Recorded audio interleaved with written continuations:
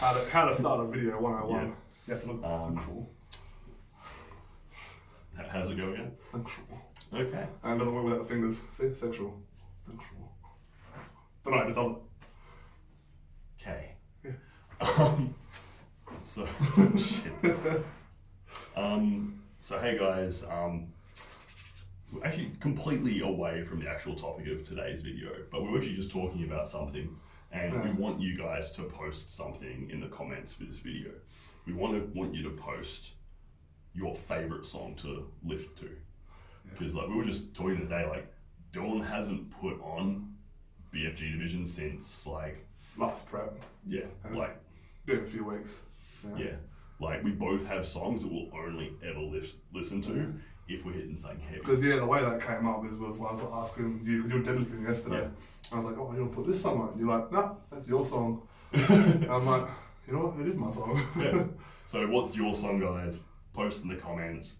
Like it could be anything. Both of us, like we generally head towards metal. If it's hip hop, if it's bloody orchestral, if it's dubstep, Adele, if it's the SpongeBob theme song. And I remember Dave Tate joking about how like he used to like prove to people that he was just like innately hardcore by like lifting to like Christina Aguilera. Fucking why not? Like that was his thing. But you know what? Like I'm not gonna do it. See, I'll lift to anything, but my go-to song for deadlifts is BFG Division from the Doom soundtrack. Bench, I don't really care. I'm worried about not dying. Yeah. And squats is just anything really heavy. But BFG is like my specific song for deadlifts. Yeah. And if it's on at any other time in my life, like if it's at the gym, I'll skip it. If it's in my car, I'll skip it.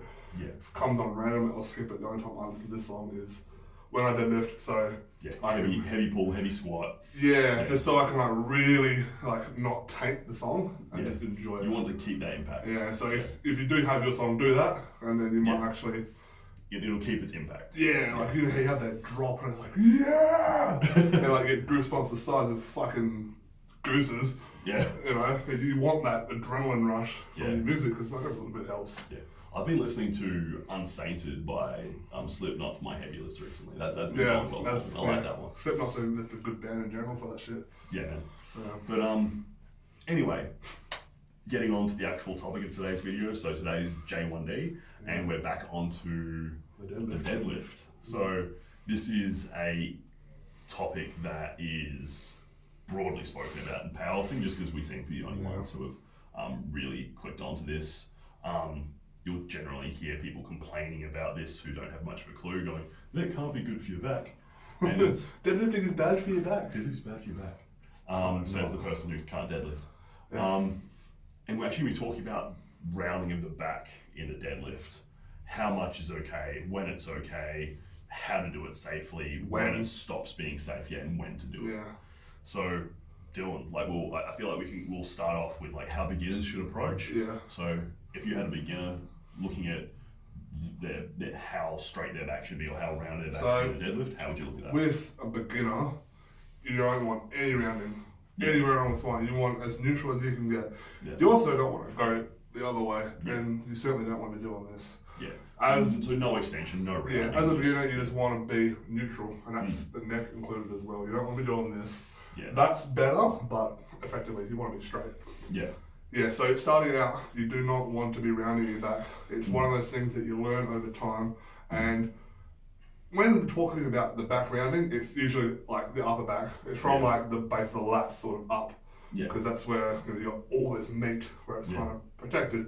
And the lower back will should always be dead straight, no matter what. That's absolutely foremost. And that ranges from, as we're saying, from that beginner all the way through to advanced. And like, I'm not saying you're not going to see advanced lifters with their lower back rounding somewhat, but I can tell you right now, that was not intentional. It's usually a max effort where the back slightly goes. But if you're practicing good technique throughout your off season and leading up into the heavy stuff, you should be pretty spot on. Yeah. And like, going from that into that intermediate stage, that's generally when you might start seeing some rounding. And we're not saying it's going to be heaps. Like, we're not going to be seeing you all of a sudden going out there and doing a KK with like a heavily rounded upper back. But it is a time, and this is kind of similar to our video talking about the squat. Like, you've got to see how your body's developing. Like if your upper back all of a sudden is just gigantic and thick and full, and you've got erectors that can just crane up lifts like no tomorrow, absolutely get a little bit of rounding through your upper back. Take advantage of it. Yeah, like because every little bit of rounding you put through your upper back, that's taking some load off of your leg, off your hip, off of the lower back, because improving the angle they're at. And just reduce the range of motion. Like it's not much, but like I mean, you are forward, you are down. Yeah, you're a little bit then, as long as you can lock out well, you're good. Yeah, and that's the thing to look at. And like, I'll definitely and not to say like rounding your back is fantastic, because it's not always great. And obviously, I just said it's going to improve mechanics for your lower body. You're improving mechanics for your lower body by making mechanics for your upper body have to be more active as part of the pull. Like with that beginner position that Dylan was talking about, really your upper back through that isn't actively part of the pull. It's passively, it's stabilizing and it's acting as part of the lever to pull it up. As soon as you start rounding that upper back, you're gonna need to pull that through and get your shoulders back. If your shoulders are forward, you haven't locked anything out. You need to be back and solid. And that rounding is going to make that harder.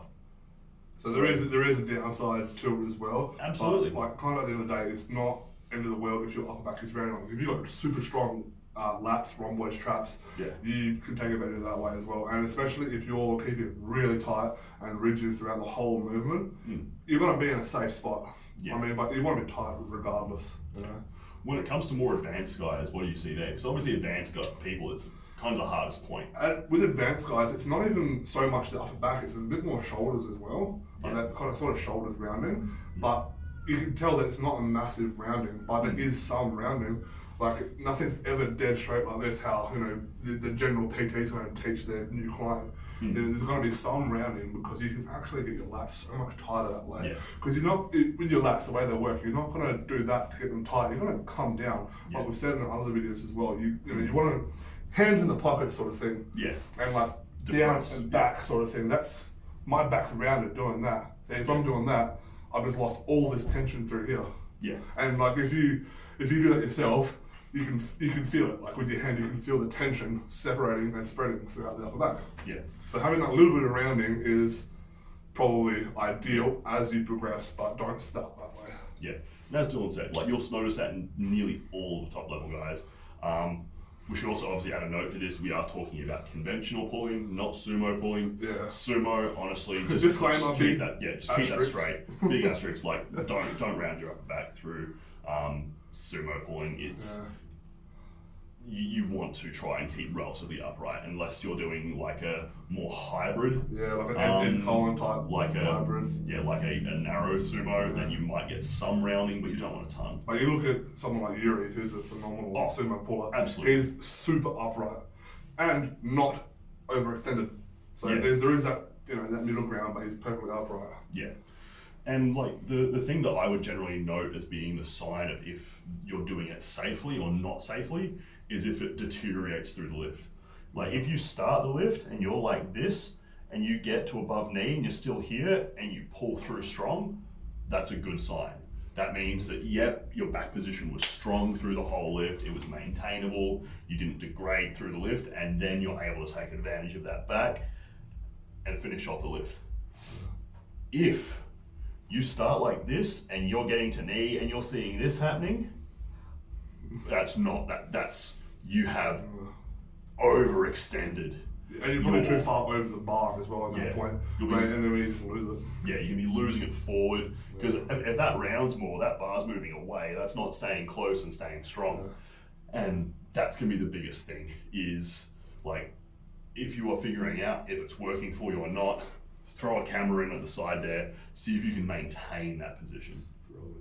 Like, get that camera and throw it. Like, where'd you do that? Oh, I got told it on YouTube. Apparently throwing a camera at someone helps. Yeah, it does. And tearing off pockets. That's if you get that, you've been with us since the beginning. And we love you. So that's gonna be the big thing there. And really, like so many things in powerlifting, give it a try at a sub-max weight, see how it feels, see if you've got good speed in movement, because that's generally going to tell you most of if it's going to be okay.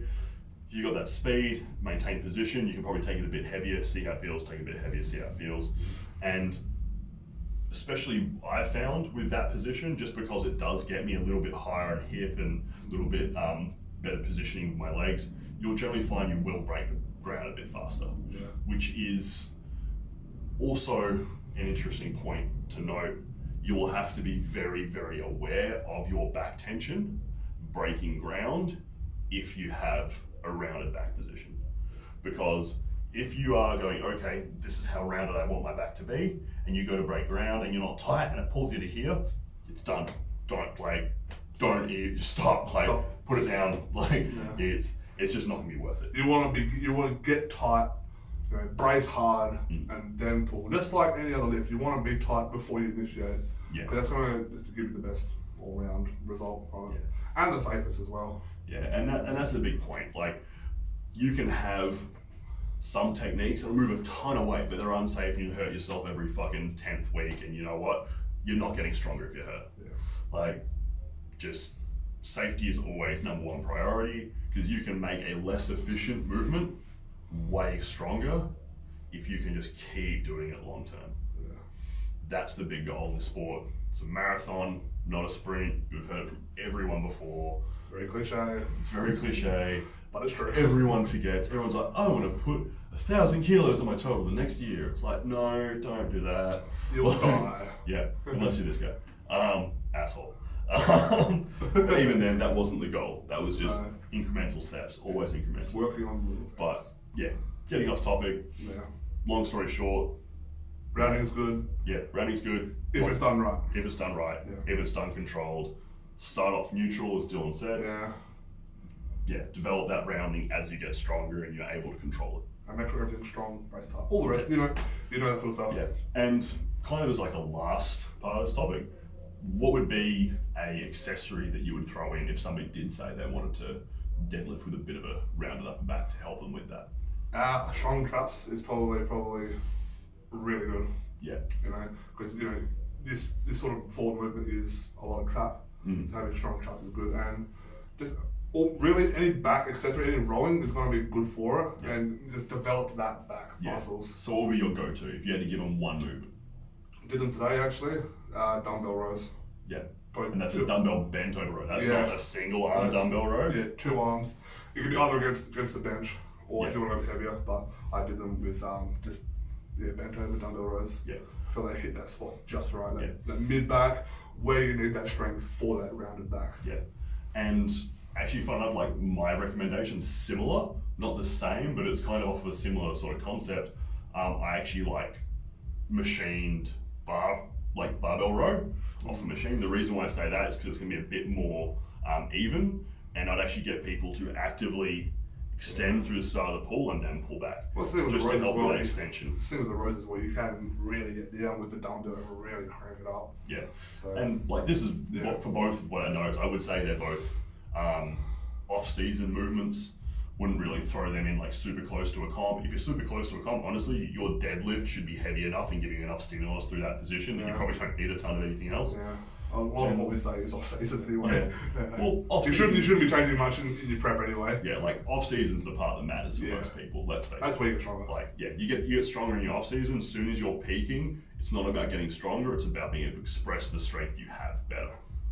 And today we have learned very much. Yeah. So I think that's it. Yeah. So that says J1D on the deadlift. Go out there and give it a try if you feel you're advanced enough to do it. If you're a beginner and you're interested in feeling what it's like, do it super light and just make sure you keep that lower back nice and straight. And be safe. Yeah. And if you're advanced, you probably know most of this shit and you're probably doing it already. Yeah. So enjoy, guys. Like, subscribe, comment. Yeah, remember, tell us your favorite lifting song.